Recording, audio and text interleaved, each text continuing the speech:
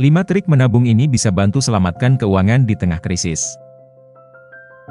Menghadapi krisis memang bukan perkara mudah. Diperlukan persiapan yang maksimal agar risiko yang ada bisa dikendalikan. Salah satu persiapan yang bisa dilakukan adalah dengan memiliki tabungan. Dibandingkan dengan aset berupa barang yang bisa naik turun nilainya, memiliki simpanan berupa uang, baik di tabungan maupun cash lebih disarankan, khususnya saat berada di tengah krisis.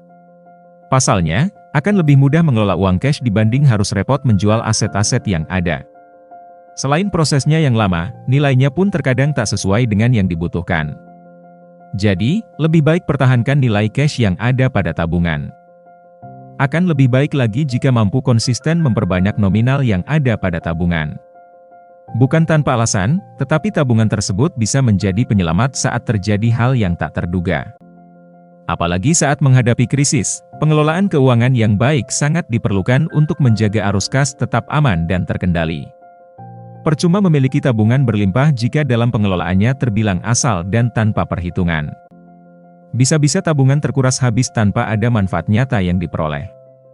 Lalu, bagaimana caranya tetap bisa menabung saat berada di tengah krisis? Bukankah akan lebih sulit? Jangan khawatir, kamu bisa temukan triknya di bawah ini.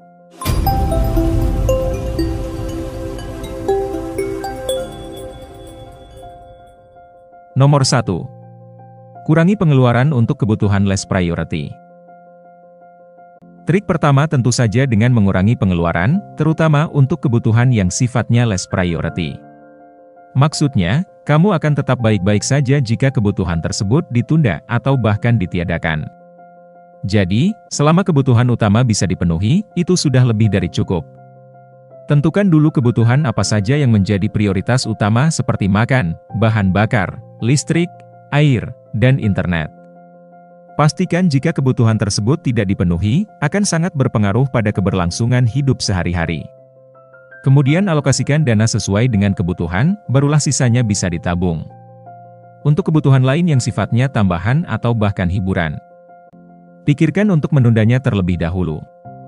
Bahkan, jika memungkinkan kamu bisa mengangkat kebutuhan less priority tersebut dari dalam daftar. Jika berhasil menerapkan cara ini, maka pengeluaran pun bisa lebih terkendali dan sisa uang bisa dialihkan untuk memperbanyak tabungan. Nomor 2. Bijak dalam berbelanja. Trik selanjutnya adalah, terapkan pola belanja yang bijak. Artinya, belilah apa yang dibutuhkan dan sesuai dengan kemampuan. Jangan memaksakan, apalagi jika sampai berutang untuk kebutuhan yang sifatnya konsumtif dan kurang penting. Satu lagi yang perlu diwaspadai, jangan mudah tergiur promo yang sebagian besar menjebak. Jika ada penawaran beli 2 dapat 3, lihat dulu apakah barang tersebut benar-benar diperlukan atau tidak.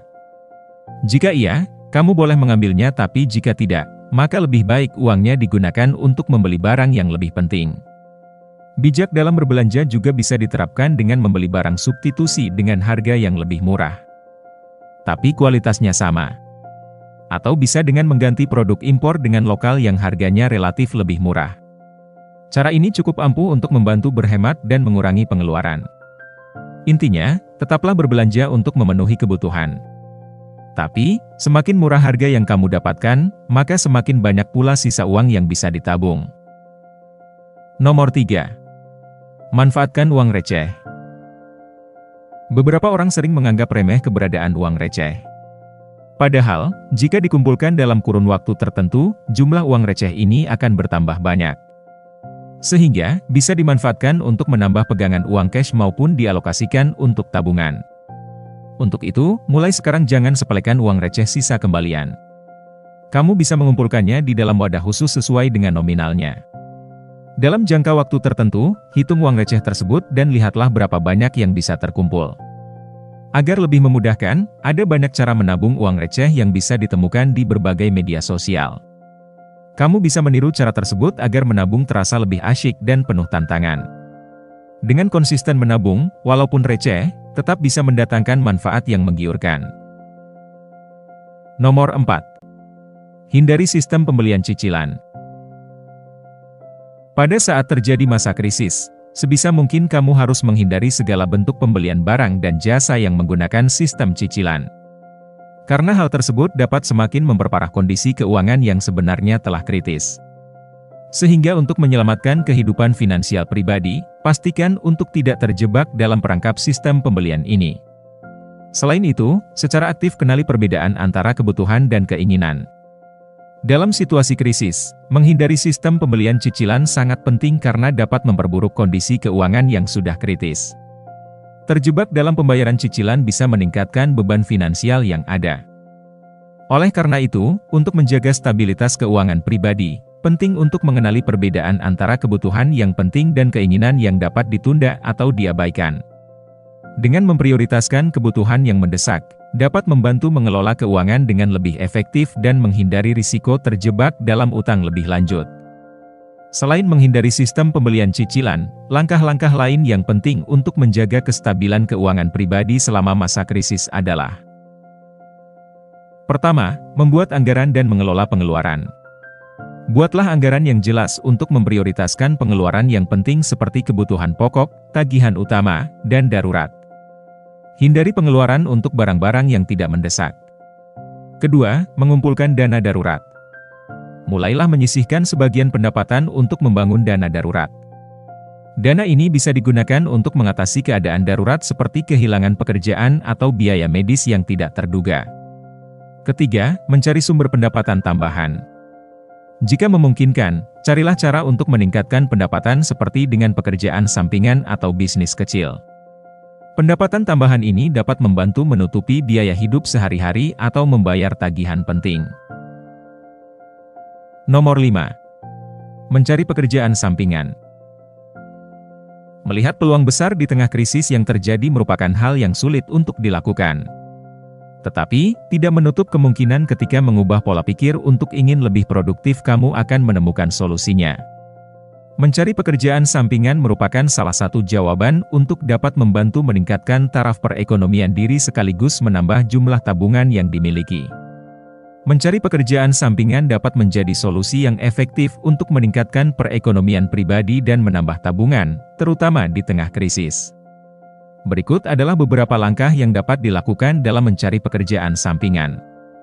Pertama, eksplorasi potensi dan keterampilan. Evaluasilah keterampilan dan pengalaman yang dimiliki untuk mencari pekerjaan sampingan yang sesuai. Misalnya, jika memiliki keahlian tertentu dalam bidang tertentu, bisa mencari pekerjaan freelance atau proyek sambilan yang relevan. Kedua, manfaatkan platform online. Internet menyediakan banyak peluang untuk mencari pekerjaan sampingan seperti freelance, penulisan konten, desain grafis, atau layanan konsultasi. Platform seperti Upwork, Freelancer, atau Fiverr dapat menjadi tempat untuk memulai. Ketiga, jaringan dan hubungan. Gunakan jaringan profesional dan personal untuk mencari peluang pekerjaan sampingan. Banyak pekerjaan sampingan diperoleh melalui referensi dan hubungan yang telah dibangun. Keempat, fleksibilitas dan keseimbangan. Pastikan pekerjaan sampingan yang dipilih memiliki jadwal yang dapat disesuaikan dengan pekerjaan utama atau tanggung jawab lainnya. Penting untuk menjaga keseimbangan antara pekerjaan utama, pekerjaan sampingan dan waktu istirahat. Kelima, tujuan keuangan jangka pendek dan panjang. Tentukan tujuan keuangan yang ingin dicapai melalui pekerjaan sampingan ini, seperti membayar hutang, menabung untuk kebutuhan mendesak, atau mempersiapkan dana darurat. Dengan pendekatan yang tepat dan komitmen untuk mencari peluang, mencari pekerjaan sampingan bisa menjadi langkah strategis untuk meningkatkan stabilitas keuangan pribadi selama masa krisis dan masa-masa sulit lainnya.